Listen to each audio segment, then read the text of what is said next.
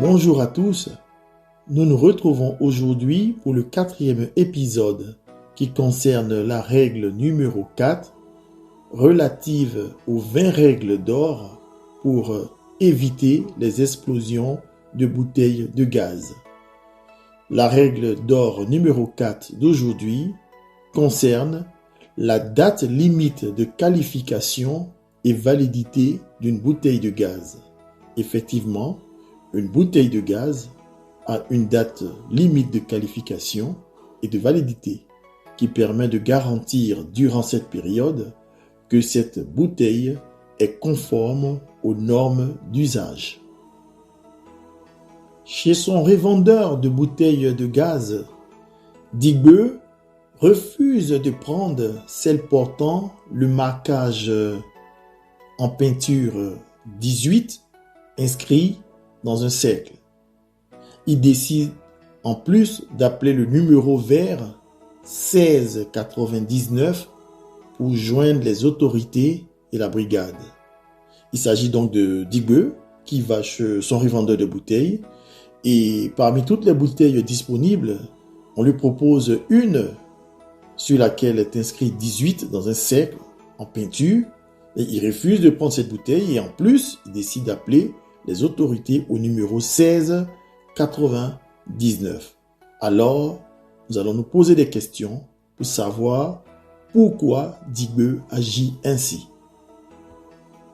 Voici un certain nombre de questions que suscite l'attitude de Digbeu.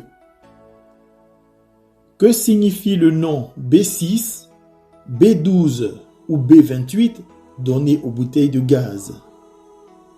En quoi consiste la qualification des bouteilles de gaz et qui le fait?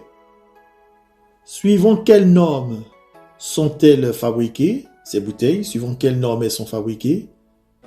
Quelle est la durée de validité d'une qualification en fait?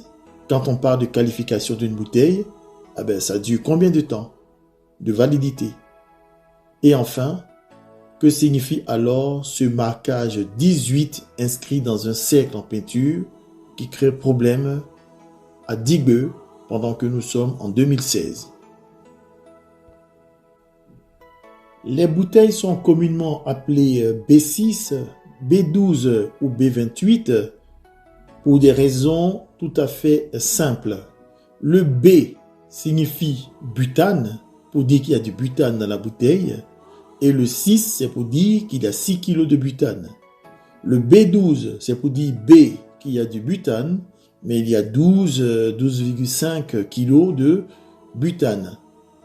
Ensuite, le B28 c'est pour dire qu'il y a du butane, et nous avons à peu près 28 kg, exactement 28 kg de butane dans la bouteille. Ces bouteilles sont fabriquées suivant des normes strictes. Les normes en vigueur telles que la EN 1442N ou l'ISO 22991 spécifient la conception, la fabrication et les tests à appliquer. En fait, ce sont des normes qui vont définir comment concevoir les bouteilles, comment les fabriquer et comment les tester. Rien ne se fait au hasard. Le nombre qui se trouve dans le cercle en peinture sur la bouteille, ce sont les 2 derniers chiffres de l'année où le test a été qualifié. Et à partir de là, la durée de validité, c'est de 5 ans. Et donc, nous sommes en 2026.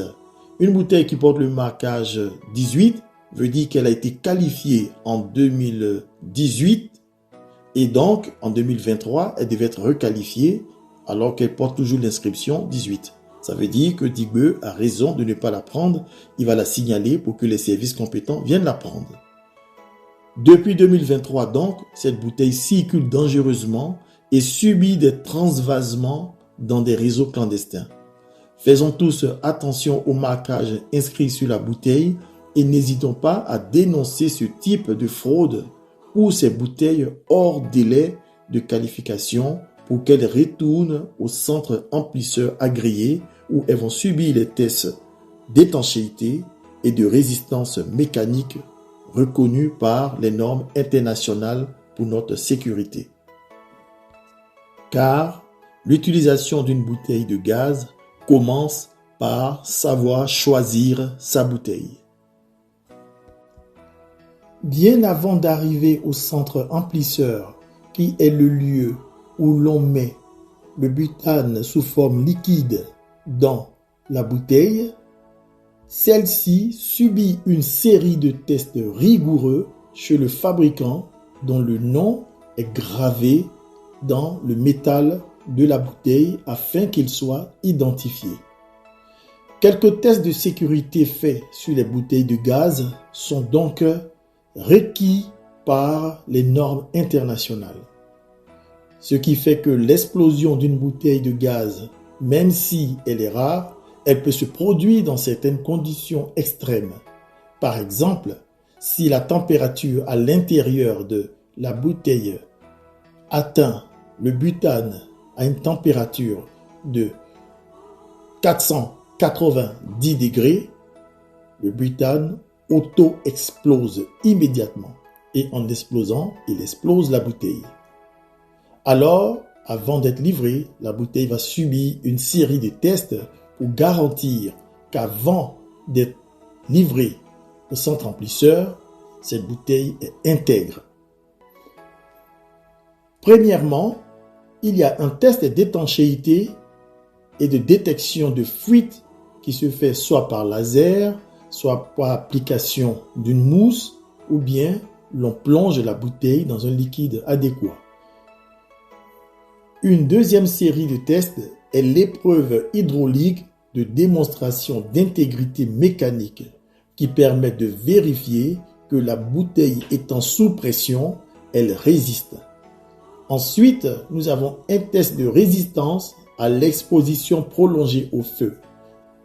C'est un test où l'on plonge la bouteille en elle-même dans un brasier et on observe comment est-ce qu'elle résiste.